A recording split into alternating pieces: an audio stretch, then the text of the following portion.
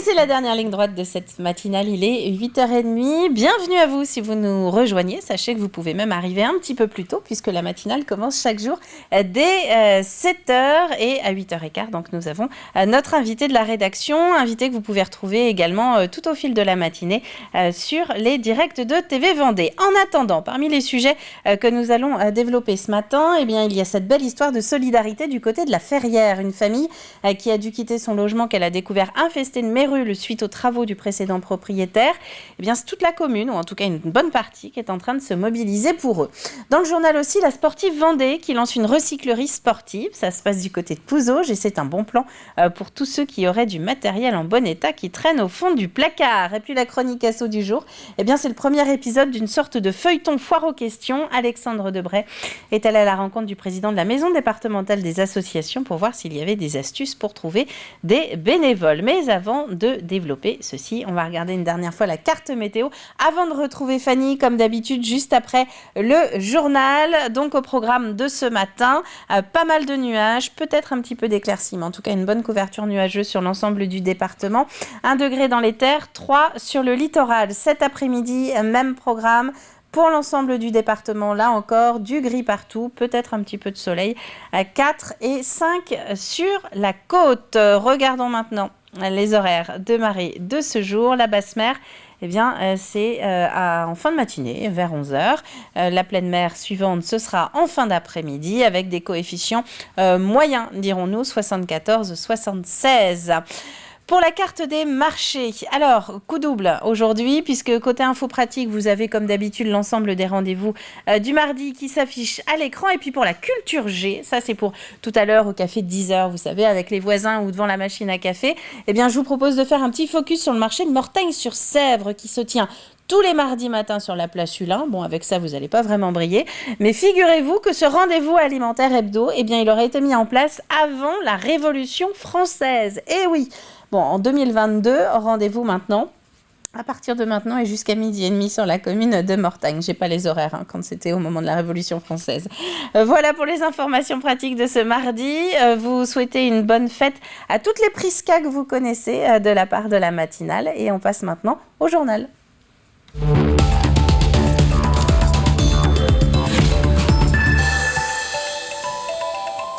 Un journal que nous commençons donc avec cet élan de solidarité que les premiers concernés ont encore un petit peu de mal à réaliser. À la Ferrière, la famille Fouchard a dû précipitamment quitter sa maison après 10 ans dedans, infestée de mérules. Elle doit être vidée de tous ses matériaux pour être entièrement reconstruite à l'intérieur. Un chantier titanesque qui n'était pas prévu évidemment et auquel ont donc décidé de prendre part une partie du voisinage. Pierre Dalicieux. Cet habitant de la Ferrière et sa famille n'en reviennent toujours pas. Après avoir été infestés par un champignon, il fallait détruire intégralement l'intérieur de leur maison. Après un appel à l'aide via les réseaux sociaux, la mobilisation dépasse tout ce qu'ils imaginaient. Un tel élan de solidarité, c'est fou. Et derrière nous ce matin, c'en est l'exemple. Je ne sais même pas combien il y a de personnes sur le chantier, peut-être 25, 30. Des personnes toutes touchées par la situation que vit cette famille, parmi elles des amis, mais surtout des inconnus. Je connais pas du tout ces gens-là, j'ai vu qu'il y avait une bouteille à la mer de lancer sur les réseaux sociaux. Et puis je me suis proposé, puisque encore une fois j'ai le matériel, j'ai aussi un peu de compétences, donc je sais que dans un gros chantier comme ça, on a besoin de bras. On réfléchit pas, on vient, c'est même pas la peine quoi, ça s'appelle la solidarité et puis par les temps qui courent, je trouve ça très beau. On les connaît de l'école, nos enfants ont les mêmes âges, ils sont amis, donc c'était logique quoi, pour nous. On ne s'est même pas posé de questions, c'était logique d'être là ce matin pour les aider. Dans la maison, il faut tout détruire et voici l'origine du problème. Des travaux mal réalisés par les anciens propriétaires contre lesquels cet habitant n'a droit à aucun recours. Toutes les conditions étaient réunies pour qu'avec du bois, le champignon se nourrisse. Avec de l'isolant, il soit dans l'obscurité qu'il affectionne particulièrement. Et avec le plancher chauffant, qu'il ait le niveau de chaleur pour se développer. Ça fait 10 ans qu'on est dans cette maison. Sans le savoir, on avait sous nos pieds un ennemi invisible pendant 10 ans. Une solidarité qui ne s'arrête pas là, car pour la reconstruction, ce sinistré peut apparemment encore compter sur de bonnes âmes. Un architecte et un maître d'œuvre nous ont contactés pour nous dire qu'ils accepteraient de piloter notre chantier de reconstruction gratuitement. C'est incroyable. Des gens de la Ferrière, des artisans nous ont appelés pour nous dire que quand viendra le moment de la reconstruction, eux aussi nous feraient cadeau de leur savoir-faire. Nous, on aura à fournir les matériaux, bien sûr, mais c'est incroyable, c'est incroyable.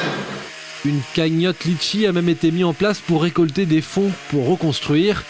Une reconstruction qui n'était évidemment pas prévue au programme pour cette famille. En bref, à présent, des risques de perturbation aujourd'hui dans les organismes de sécurité sociale. Une intersyndicale appelle le personnel à la grève pour la reconnaissance de leur métier. Concrètement, les accueils physiques des CAF, CPAM, CARSAT et URSAF, tout comme les centres de sécurité sociale, risquent d'être perturbés. Le 13 décembre dernier, lors de la dernière mobilisation, la moitié des agents avaient participé au mouvement. Un bon plan du côté de Pouzauges à présent pour tous ceux qui ont des chaussures à crampons qui traînent au fond du placard. Une association de la ville lance une recyclerie sportive jusqu'au 23 janvier. Elle collecte articles et matériels de sport que vous n'utilisez plus. Des bacs sont ainsi à disposition dans plusieurs endroits de la commune et ils peuvent recevoir tout ce qui est en bon état et propre. J'achète un équipement, j'en fais usage, mais qu'est-ce qu'il devient après ? Je pense que c'est là toute la problématique, c'est si on veut continuer à pratiquer le sport dans un environnement tel que le nôtre, sur notre planète, eh bien il va falloir qu'on change de comportement, qu'on apprenne à gérer sa consommation et le devenir des ressources. Et une vente éphémère sera ensuite organisée samedi 29 janvier de 9h à 19h dans la galerie marchande de Super U à Pouzauges. Un mot des Olympiades des métiers également. Nous évoquions en fin de semaine dernière le déplacement de la délégation ligérienne à Lyon pour la finale nationale des World Skills. Eh bien, ce déplacement ne fut pas vain. Sur les 41 jeunes, 30 médailles, dont 8 en or, ont été décrochées donc par ces jeunes apprentis des Pays de la Loire. Pas d'or pour la Vendée, mais 3 en argent, 1 en bronze et 4 prix d'excellence. De quoi susciter peut-être des vocations à l'heure où les premiers choix d'orientation vont devoir être formulés. Et si ce n'est pas l'artisanat qui intéresse, peut-être est-ce l'armée, le CIRFA, qui s'occupe justement de toute la communication autour des différents métiers des armées, est en tournée. Il était à Esnay il y a quelques jours à la rencontre des collégiens. Albin Mouton. C'est un cours un peu spécial auquel assistent ces quelques 70 collégiens. Ils se sont tous portés volontaires pour cet échange avec l'armée de terre et la marine nationale. Le fait de venir ici dans les collèges et les lycées permet de renseigner encore plus les jeunes qui souhaiteraient éventuellement entrer dans les institutions. Pour que les collégiens puissent justement s'orienter sur leur avenir, il faut certains diplômes, parce que voilà, chez nous, au sein des 3 armées, il faut quand même derrière une certaine expérience professionnelle aussi et certains diplômes pour entrer dans différents métiers. Donc pour ça, on les conseille au tout début justement sur les différentes possibilités qu'ils ont au sein des armées. Et visiblement, la présentation a permis aux élèves de mieux comprendre les métiers de l'armée française. Ça nous explique un peu ce qu'on pourrait envisager pour plus tard et quel parcours on pourrait faire et tout le reste, je trouve ça très bien, je trouve. Des interventions dans les établissements scolaires qui permettent aux militaires d'expliquer la réalité de leur quotidien. Souvent, on va idéaliser un petit peu le métier, comme je parlais tout à l'heure du métier de maître de chien, qui est un très beau métier, mais c'est pas juste parce qu'on aime les chiens qu'il faut rentrer maître de chien, d'accord ? On est là pour apporter des précisions justement pour transposer un petit peu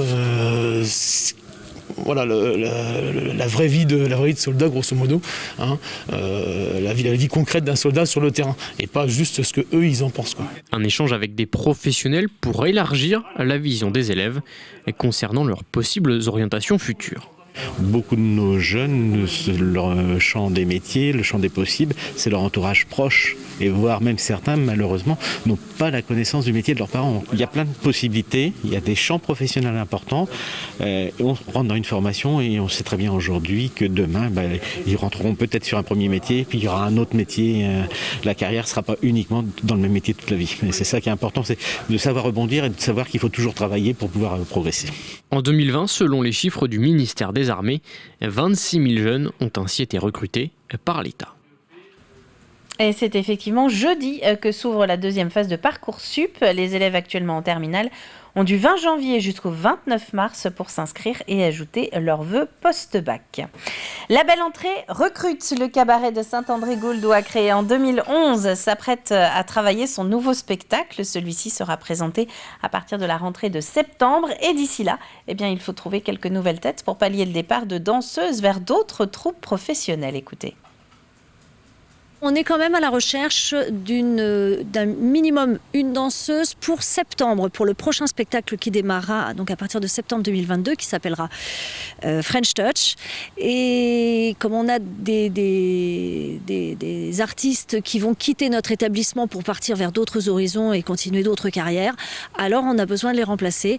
Voilà, donc on est en recherche active, ça va durer jusqu'au mois d'avril à peu près. Donc toute personne correspondant au profil d'au moins 1m68, danseur ou danseuse professionnelle ayant les capacités de correspondre, alors vous êtes les bienvenus pour envoyer votre curriculum vitae à contact@labelleentrée.com. Et ça se passe à Saint-André-Gauldois. Un mot de littérature maintenant avec Nathalie Saint-Cric, lauréate du prix Charette 2021. La journaliste a été récompensée pour son ouvrage sur Georges Clemenceau. Je vous aiderai à vivre, vous m'aiderez à mourir. 6 années de relations épistolaires entre l'homme d'État vendéen qui avait alors 82 ans et une éditrice de 40 ans, sa cadette. C'est un récit dans lequel tout est vrai. Tout. C'est-à-dire même ses plats préférés, j'ai cherché la plaque d'immatriculation de sa voiture, son téléphone, tout. Tout ce qui est politique, bien sûr, est vrai, tout ce qui est historique. La seule chose sur laquelle j'ai un peu brodé, c'est Marguerite, puisque lui a écrit 700 lettres, et elle lui a demandé de brûler les siennes, celles qu'elle lui écrivait.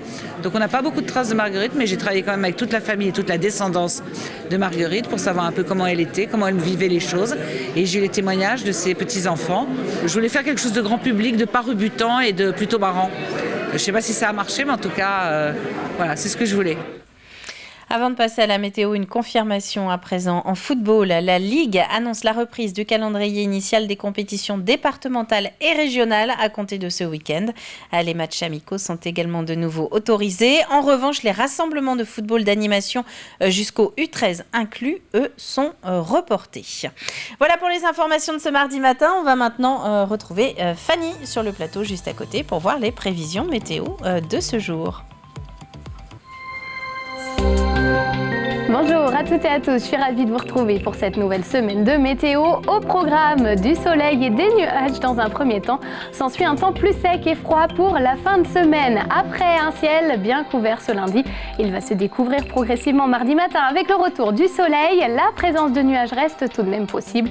Côté température, comptez 2 degrés de Montaigu-Vendée jusqu'à Fontenay-le-Comte, 4 degrés des Sables-d'Olonne à la Tranche-sur-Mer et 5 à 6 degrés sur les îles vendéennes. Dans l'après-midi, les nuages se renforcent, notamment, vous le voyez, sur les îles. Le ciel garde tout de même une bonne luminosité. Concernant le mercure, on atteint les 10 degrés maximum du côté de la Tranche-sur-Mer. Ailleurs, on compte une moyenne de 8 à 9 degrés seulement. On passe aux prévisions des 3 prochains jours. Mercredi, même principe, le soleil s'annonce généreux en première partie de journée. Avant l'arrivée des nuages, ils sont une nouvelle fois plus nombreux sur les îles. À noter qu'en fin de journée, une petite perturbation pourrait aborder la Vendée, donnant quelques faibles précipitations. Côté Mercure, on attend de 1 à 11 degrés. Jeudi, le brouillard s'installe dans les terres en matinée. Le long du littoral, le soleil brille généreusement. Puis dans l'après-midi, une couverture nuageuse s'installe sur la majeure partie du département. Le thermomètre affiche de 2 à 7 degrés de moyenne. Et puis vendredi, retour du soleil. Il brille du matin jusqu'au soir. Les températures baissent, comptez moins 2 degrés minimum au réveil et 7 au meilleur de la journée. On revient à notre mardi 18 janvier, jour de la pleine lune. Le soleil se lève dorénavant à 8h43 et se couche à 17h49. Nous grappillons de nouveau 3 minutes d'ensoleillement. Et puis dernier point, la mer est belle avec des coefficients de 74 et 76. Merci à vous de nous avoir suivis. Rendez-vous très vite pour un nouveau bulletin météo. Bonne journée et à bientôt. Et merci à vous, Fanny, pour ces précisions.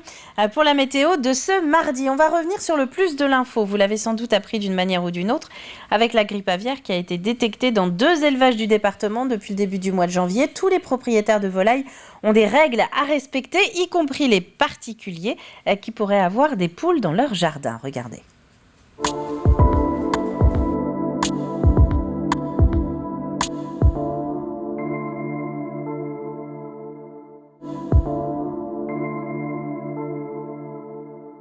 Depuis donc, le mois de novembre, nous sommes passés en risque élevé par rapport à l'introduction de l'influenza aviaire dans les élevages. Et pour protéger les élevages, on a demandé à tous les détenteurs de volailles, que ce soit des amateurs, détenteurs en basse-cour, mais aussi les professionnels, de mettre à l'abri leurs oiseaux. Alors mettre à l'abri pour les basses-cours, ça peut être les placer sous filet, c'est pas obligé de les mettre dans un hangar, non, et en fait c'est éviter le contact possible entre l'avifaune sauvage qui est porteuse du virus et les oiseaux d'une basse-cour. Donc un filet, il faut surtout aussi rentrer tout ce qui pourrait être attractif, c'est-à-dire les abreuvements, les sources d'alimentation qui vont attirer les oiseaux sauvages. Tous les oiseaux, tout ce qui est à plumes. Ça va depuis l'autruche, les oiseaux de chasse, voilà, tout. On parle beaucoup des poules parce que ce qu'ont les gens le plus souvent, ce sont des poules, mais aussi les oiseaux d'ornement. Il y a beaucoup de personnes qui ont des collections, notamment des collections de canards. Et là, c'est assez dangereux, là, quand même. Il y a un tout premier périmètre qui est le périmètre d'1 kilomètre, où là, on regarde s'il y a d'autres élevages et on se pose la question, est-ce qu'on fait un abattage préventif, c'est-à-dire l'abattage avant que les animaux soient atteints. Ensuite, on va regarder dans ce périmètre-là tout ce qui est faune sauvage. Donc ça, c'est l'Office français de la biodiversité donc, qui va sillonner et aller repérer si on trouve des oiseaux morts. Dans le cas donc, de Saint-Hilaire-des-Loges, il y avait 2 cormorans, par exemple, qui ont été prélevés. Donc on attend les résultats. Ça, c'est le 1 km. Toutes les basses-cours aussi seront visitées. Après, il y a le 3 km où là, on fait une visite systématique de tous les bâtiments d'élevage avec des prélèvements. Et ensuite, on a 10 km où là, c'est plutôt des mesures de surveillance des mouvements, avec interdiction de faire rentrer des oiseaux, mais possibilité de faire partir des animaux, par exemple un lot qui arriverait au moment de l'abattage. On peut autoriser le départ, sous condition, avec des visites vétérinaires, avec des transports dédiés. On l'informe aussi que c'est une contravention et qu'il risque une amende. Elle est de 750 €. 750 €. Ça, c'est le non-respect des mesures de biosécurité. Si derrière, on remonte et éventuellement, on peut retrouver l'origine, c'est-à-dire que si une basse-cour est à l'origine d'une contamination, dans ce cas-là, on passe sur autre chose. C'est-à-dire que c'est une personne qui aura disséminé la maladie. Donc le Code rural prévoit des sanctions beaucoup plus fortes. Et c'est un plus de l'info que vous allez pouvoir retrouver sur tvvendée.fr dans la rubrique Actu. On passe au coup de pouce aux assos.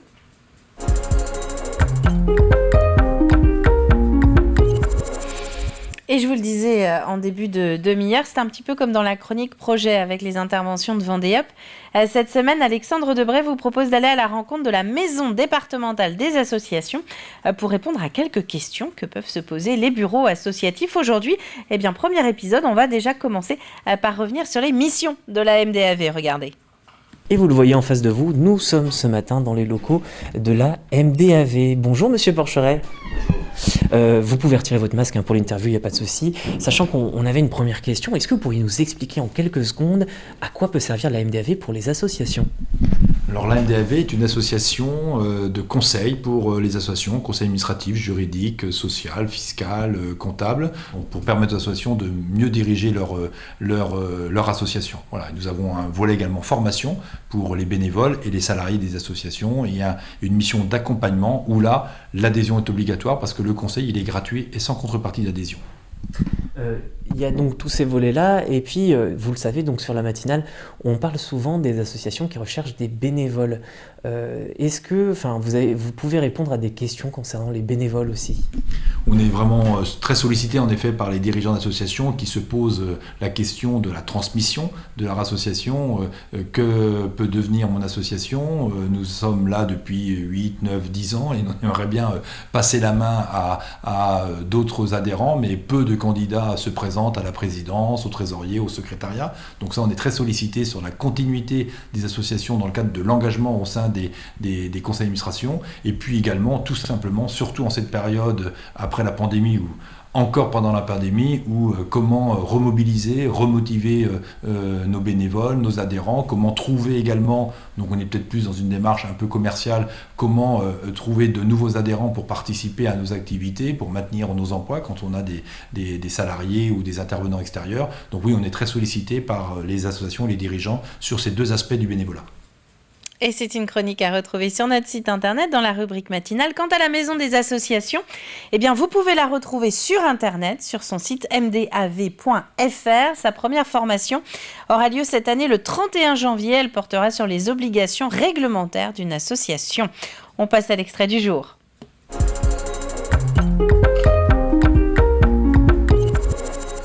Et on va rire un peu avec notre extrait du jour, puisque c'est un nouvel épisode de Backstage qui va sortir sur TV Vendée dans la journée. David Ovinet reçoit l'humoriste lyonnaise Angie de Grolard à 21 ans. La jeune femme a déjà fait la première partie d'un autre Vendéen qui est plutôt bien connu, notamment des auditeurs de Virgin, un certain Clément Lanoux. Quand j'ai joué le sketch de Florence, oui. J'ai trouvé quand même une liberté là-dedans. Le fait d'être seule et de pouvoir dire ce que j'avais envie de dire face au monde. Je dis souvent que le rire, c'est l'arme que j'ai choisie pour combattre le monde, en fait. Et là, ouais, c'est vraiment sur l'idée de la liberté, ce qui me plaît. Ça s'est confirmé après cette envie, ce choix lors de ce festival d'Arendelle où tu décroches exactement. 3 prix. Quels sont les prix que tu as gagnés ? Le prix du jury, prix du public et le prix Leclerc. C'était une évidence, là ça y est, tu t'es dit c'est mon choix et je vais continuer, vraiment ça m'a plu. Qu'est-ce que tu retiens de cette expérience ? C'était très encourageant en fait. Ça m'a permis de me dire ok, c'est vraiment ça. D'un coup tu te dis ouais, j'ai ma place. Et bon, après les prix c'est des prix, mais c'est encourageant en fait. Tu as envie de persister, ça te concrétise quelque chose. Plus de doute possible, on avance, quoi qu'il en coûte, on y va, rien ne peut on empêcher. s'accroche, voilà. Et après il y a Lyon. Tremplin ?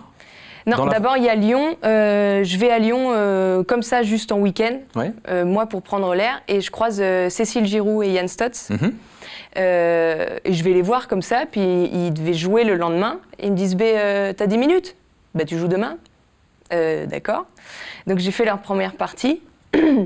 Et après, du coup, j'ai rencontré Marine Suchel qui gère le café-théâtre de Gerson, qui m'a proposé de faire les plateaux fin octobre, donc c'est le tremplin de les plateaux de Gerson, que j'ai fait aussi du coup fin octobre. Backstage, c'est à 19h50 notamment ce soir sur TV Vendée pour retrouver Angie de Grolard en intégralité. Angie qui sera également présente jeudi soir sur la scène du Grand CAF à La Roche-sur-Yon pour le lancement du Comedy Club. Vous êtes bien sur le plateau de la matinale et à 8h54, on va passer à un rappel des titres de ce matin. Titres parmi lesquels cet élan de solidarité et d'entraide du côté de la Ferrière pour aider une famille à assainir sa maison infestée de mérules. Une partie du voisinage ainsi que des professionnels du bâtiment se sont mobilisés. Ils sont en train de tout vider, tout casser avant de reconstruire ensemble. La Sportive Vendée lance une recyclerie sportive. Ça se passe du côté de Pouzauges et c'est un bon plan pour tous ceux qui ont du matériel encore en bon état qui traîne au fond du placard. La collecte est organisée par la ville jusqu'au 23 janvier. La revente des objets organisée, elle, le 29 dans une grande surface de Pouzauges. La Belle Entrée qui recrute. Le cabaret de Saint-André-Gouldois est en train de réfléchir à son spectacle de rentrée pour pallier les départs de danseuses vers d'autres troupes professionnelles. L'établissement cherche notamment une nouvelle danseuse professionnelle, elle aussi. Et puis Nathalie Saint-Cric, lauréate du prix Charette 2021. Avec « Je vous aiderai à vivre, vous m'aiderez à mourir », la journaliste politique revient sur 6 ans de relations épistolaires entre un Georges Clemenceau octogénaire et une éditrice de 40 ans, sa cadette. Plus de 600 lettres d'amour réunies donc en cet ouvrage salué par le jury, présidé par l'écrivain vendéen Yves Violier. Avant de refermer cette matinale, on fait un rapide passage par le jeu.